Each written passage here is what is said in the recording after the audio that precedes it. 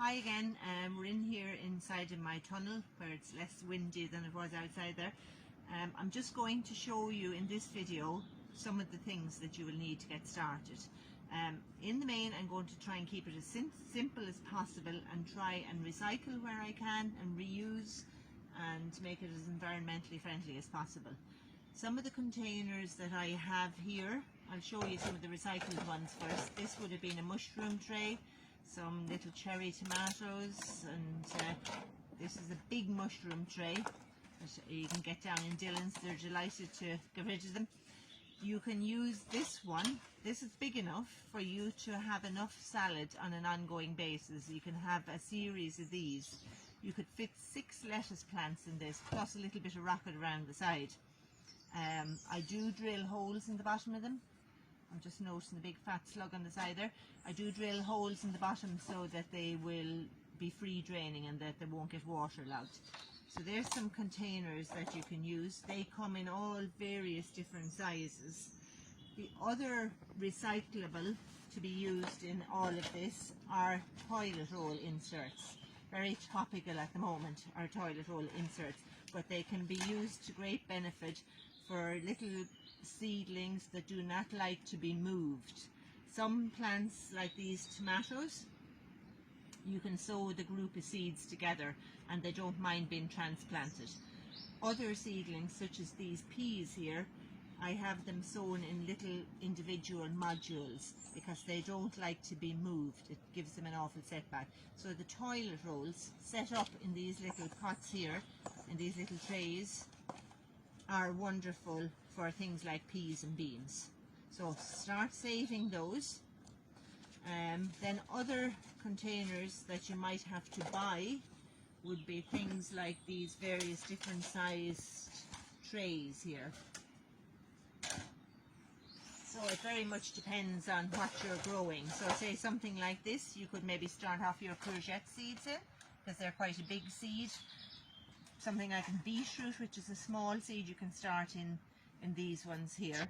And say something like this big one here, you could have several different lots of seeds in it, just keep them all together. So you could have 2 rows of lettuce, you could have 2 rows of spinach, and so on, and have all the trays ready. And the beauty of using these little modular trays is that when the plant is of a size that is suitable to plant out, you just push it out from the bottom and there's no disturbance to the plant. You just harden them off and put them out into the garden and you have a little plant all ready. Now you can, if you wanted to just get yourselves going, you can go down to somewhere like Wallace's or other hardwares and they will have little trays about this size with maybe 12 lettuce plants in it, or 12 cabbages, or I can't think, peas and beans and things. So they're quite a good way. They work out quite expensive in comparison to sowing seeds, but just to get started, it's not a bad idea to go and buy a tray of lettuce or something. It'll just give you a heart that you're getting somewhere. Other containers then that can be used are big flower pots. And if you're sowing carrots, in the main, things are better in the ground. But like for a lot of you, you might be in a town garden, you mightn't have any ground prepared. You're going to start in pots. Some things don't need a very deep beds. Some of them do. So things like carrots and leeks need deep pots. So something like that would be suitable for those. So you can start gathering a few things like that. Fish boxes, found not stolen, can be used. Great effect. Buckets and various different, random containers that have other things have coming. I'm just looking at this here. I got a dog containment system for my new dog, and this came on it, and it will act like a little greenhouse. So when I put my courgette plant out in the garden, I can put this down over it at night time and keep it safe from the frost. So there's so many different things that you can reuse and recycle. Please try and do that, because we're all trying to cut down on the amount of plastic that we're producing. The last 2 things then that you'll need are a growing medium and seeds. So the growing medium, for sowing seeds, you will need to buy some bagged compost. The reason for that is that if you sow seeds in garden soil, the seedlings that come up may well be weeds, because there'll be weed seeds in the soil, in the garden soil. Whereas this has been sterilized, so you will only get what you've planted in it. And as a beginner, you don't want to be confused between weeds and your vegetable seedlings.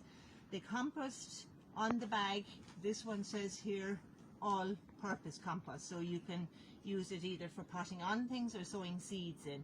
But if it just says potting compost, is not suitable for seeds, because there'll be big lumps in it, and if you get a big lump down on the head of your seed, it's not going to grow for you. Try and get one that has something other than peat in it. Now, it's very hard to get a compost that is 100% peat free, but try and get ones that are cut down on the peat used in them. So that's your medium for growing in. And then the last thing to talk about is seeds. So I would suggest to you that you get together with a group of friends, and each of you buy a different packet of seeds, because if you buy a packet of pea seeds, let's say, there'll be about 100 seeds in the packet. You don't need 100 seeds. And same with lettuce, and it means you could have 3 or 4 different varieties of lettuce rather than buying one big pack. I would suggest for starting that the things that you'll have the most success with will be lettuce and different types of salad, maybe some peas and beans, courgettes and leeks. And tomatoes, I'm growing these on a hot bench, which means that I'm getting them ahead. Probably you would be better to buy your tomato plants for this year. But yeah, if there's other things you want to ask me about, just let me know and I can give you advice on that. But for the moment, I think I'll leave it at that, and the next tutorial will be actually about sowing some seeds. Okay, over and out.